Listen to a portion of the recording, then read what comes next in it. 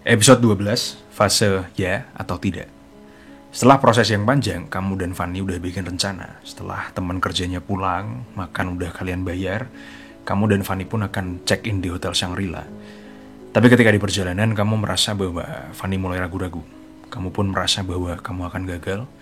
Padahal jika kalian tahu, manipulasi itu seperti perang.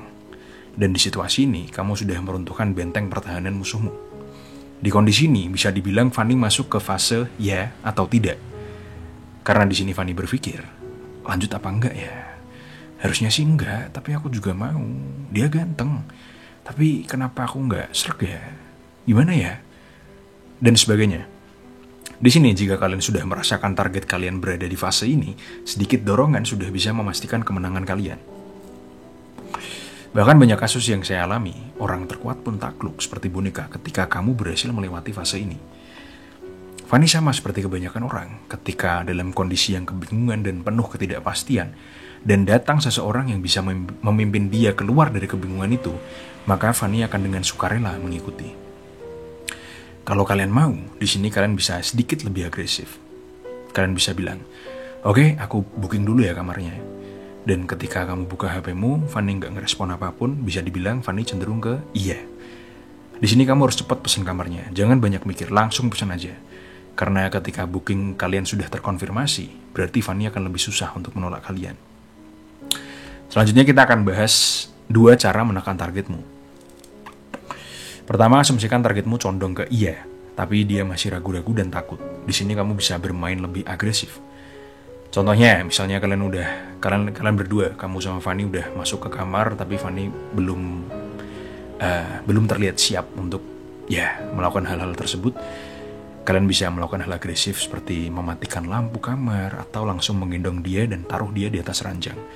Menekan dengan cara seperti ini biasanya akan berhasil, karena terkadang dengan berperilaku berbeda, dalam tanda kutip agresif, ketika situasi memungkinkan dan tepat, itu bisa membuat kalian set up mood dan membuat target kalian menjadi lebih bernafsu atau bergairah. Jenis tekanan kedua adalah diam. Karena ketika kamu diam di situasi yang tepat, itu bisa menjadi tekanan terkuat yang bisa kamu berikan kepada targetmu. Waktu yang tepat untuk mempraktekkan tekanan diam ini sebelum kamu melakukan tekanan yang pertama. Dan caranya, kamu bisa ucapkan 1 atau 2 kalimat yang tepat sesuai situasinya.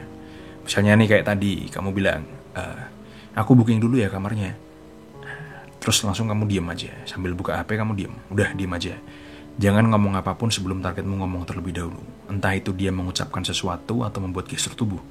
Nah, ketika targetmu nggak ngomong apapun 1-2 menit, bisa diasumsikan dia cenderung ke iya. Intinya ketika targetmu tidak merespon apapun, berarti dia cenderung ke iya. Dan dengan mengetahui targetmu cenderung ke iya, ketika tekanan pertama yang kamu berikan tepat, kamu bisa mengontrol targetmu sesukamu, seperti boneka.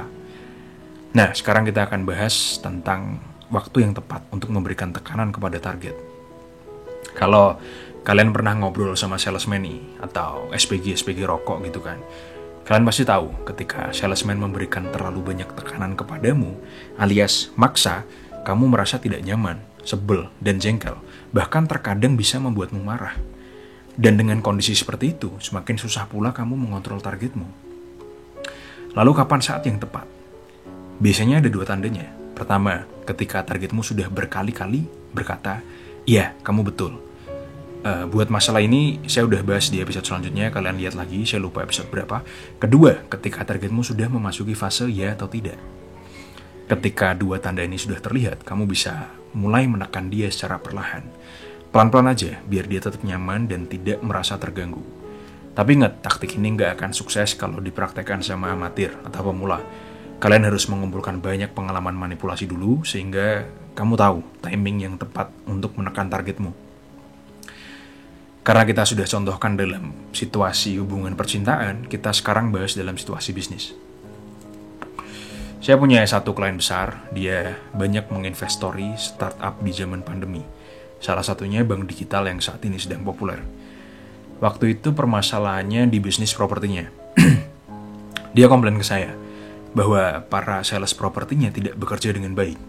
Dia bingung cara membuat fresh graduate yang kerja sama dia bisa melakukan negosiasi dengan baik. Karena selama 2 bulan para karyawan baru itu tuh masih sama sekali nggak mendapatkan deal. Mereka terlalu takut untuk mengontrol situasi dan memberikan tekanan di waktu yang tepat. Lalu saya ceritakan kepada klien saya tentang fase ya atau tidak ini. Dan akhirnya kita sepakat untuk saya memberikan seminar kepada para karyawannya. Ketika seminar saya membahas banyak sekali hal tentang komunikasi, negosiasi, dan manipulasi. Akhirnya saya beritahu kepada mereka tentang kata spesial yang berbunyi, "Oke, saya setuju." Dan dibarengi dengan gerakan spesial, yaitu tepuk tangan atau memukul meja. Contohnya kayak gini, "Oke Pak, saya setuju." Nah, dan setelah itu, para karyawan pemula ini hampir memenangkan semua deal yang mereka terima. Lalu apa yang bisa kita pelajari dari cerita tadi? Ada waktunya ketika kita sedang bernegosiasi, lalu kita ambil alih situasi dan memberikan tekanan yang tepat untuk memenangkan negosiasi itu. Tapi sebelum waktu itu datang, kamu bisa praktekkan cara yang saya ajarkan tentang raport, menjadi bodoh, dan membuat nyaman target kita. Kalau kita buat runtutan atau buat simpel aja, tatap matanya, lalu katakan 1 atau 2 kalimat yang tepat. Tatap wajahnya dan katakan, "Oke, saya setuju." Lalu diam. Tunggu dia berkata ya atau tidak.